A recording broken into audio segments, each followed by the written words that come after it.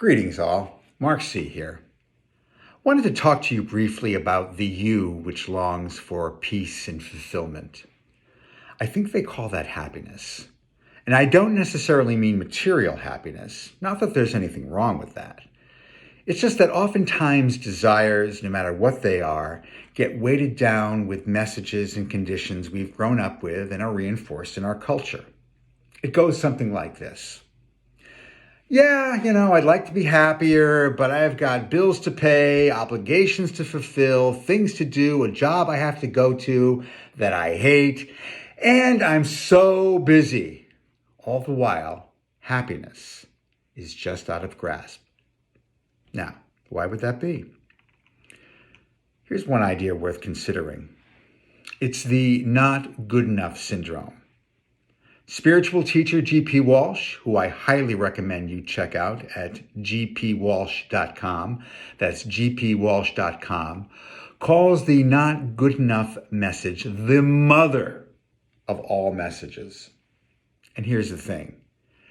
As a youngster on the receiving end of that message, you didn't have much choice in the matter. There were these people, parents, adults around you who subtly or not so subtly let you know that you were somehow deficient, but that someday, maybe you might get there. I'm not saying this to blame anybody. Please don't misunderstand. They too, these parents, these adults, were on the receiving end of those messages from their parents, who were on the receiving end from their parents, and so on and so forth. You could trace this thing all the way back to Adam and Eve. It's just the conditions that we're all subjected to. It's the human condition. And of course, the advertising industry, especially in Western consumer culture, does their part by letting you know that if you buy product X, you'll find happiness. What they don't tell you is that this happiness is fleeting, and only to sell you the next thing to bring you your nirvana. It's the wheel that never, ever stops turning. So how do we address this? It starts by realizing a few things. Number one, first and foremost, it's not your fault. Newsflash, please take this in. It's not your fault. Point two, these messages were internalized to keep us safe. Can you imagine as a kid telling mom and dad, who are omnipotent as from the point of view of a child, that they were wrong? I think you can imagine what would happen next. It was just too painful. So it was better to be and safer to agree with them. And then what you do, point number three, you spend the rest of your life trying to prove you're good enough, because we all want to feel like we're good enough, but we're going to do it through excess work, excess consumer spending, overachievement, and just to name a few. In other words, you will feel safer by adopting the not good enough message and then proving to the world somehow you're adopting a persona that you probably wouldn't have chosen. I'd like to offer a different way. What if you were to honor the need to feel safe while exploring or even thinking about pursuing what truly resides in your heart of hearts? And it doesn't necessarily have to be a big thing, like cultivating world peace, right? But maybe just cultivating a little bit of inner peace. One approach which I find helpful is the emotional freedom technique, EFT, or tapping, which Brad Yates and many, many others have used. And it's tapping on your meridian points to promote safety to your nervous system. And it actually does. Your body has stored all of those messages, and all we're going to try to do is bring them out in the light of day in a safe way and discovering if they're true now. Some of these messages we've adopted feel real, but are they true?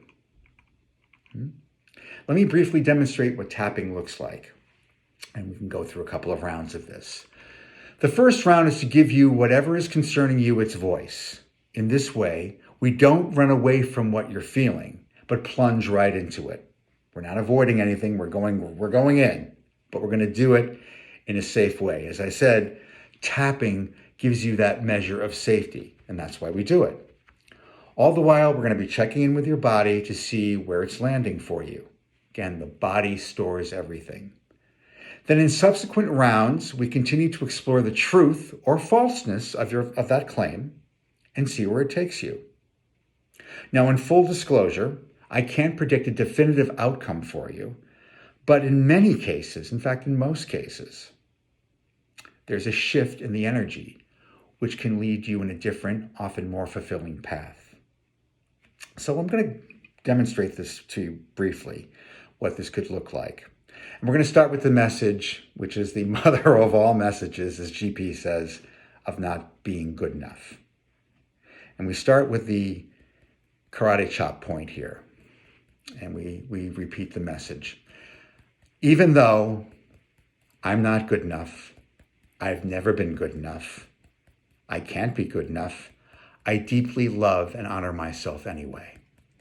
All right, I don't really deeply love myself anyway, but I'm open to loving myself anyway.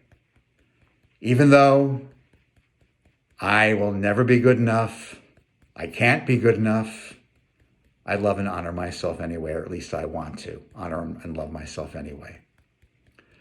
Even though I can't get there to be good enough, it's not in the cards, I truly love myself anyway, or at least I want to. Let's tap through the points. I'm not good enough. I've never been good enough. Never, ever, ever in my life. Nuh-uh, not once. Not even close. My parents told me I wasn't good enough. My teachers told me that. My boss tells me that almost on a daily basis. A lot of people have given me that message. You know, it's true. I wake up in the morning feeling not good enough. I go through the day not feeling good enough. I go to bed not feeling good enough. And it starts all over again. Every friggin' day. Oh, you know, it's pretty exhausting. But it's true. I mean, it's really true. I'm not good enough. I can't be. It's written in the stars. It'll be written on my tombstone. There's Mark. Not good enough. Rest in peace. Although I'm not sure I can really rest in peace with that idea. But it's still true. Man, this is exhausting. Not being good enough. Oh, I wonder if there's some relief for this, because this is really getting to me now. I just don't know. I mean, it's all around me. I can feel it inside of me. But I wonder, is there an escape valve somewhere? Escape hatch someplace with this? I don't know. I'm going to stop here for a moment. Take a deep breath. Now you notice I'm giving the not good enough message its due. It's there anyway, so you might as well deal with it instead of just hiding it or running away from it. You'll also notice, and I just did this kind of spontaneously, I'm exhausted with this. There's got to be some different way. And maybe we can explore that next. So that's what we're going to do in round 2, to explore that a little bit. Just give you a taste of it. I'm not good enough. Never have been. Probably never will be. But, interestingly, I'd like to be a little good enough. Nah, can't happen. Or can it? I don't know. I mean, I'm still here. Somehow I've made it to this point. Something good must have come of what I've done all my life. Yeah, there are a few people that like me. Yeah, I got a job that I hate, but I go to it every day and people sometimes give me some nice feedback. I've got family who kind of like me sometimes. I just wonder if it's always true all the time that I'm not good enough. Maybe it's true part of the time, but maybe not all the time. I'd like to explore that a little bit. What would it be like if, like, 80% of the time I felt good enough? Oh, hell. How about 50% of the time? 30% of the time? Whew. That would be kind of nice. Yeah. Maybe it's worth talking about more. Just maybe. Okay, take a deep breath. Now you notice now that the jig is up a little bit with the not good enough idea, meme, if you will. Because when you really begin to give it some airtime, you begin to think, well, you begin to feel, not just think, but feel. Is it true all the time? And then you begin to do a little bit of inventory about maybe it is, but maybe it isn't. Maybe that idea was just there and was installed to keep me safe. It was part of my conditioning. So this is what we want to explore. Okay, so if this at all resonates with you, I welcome you to get in touch with me at aradicalyou.com. That's aradicalyou, all one word, .com.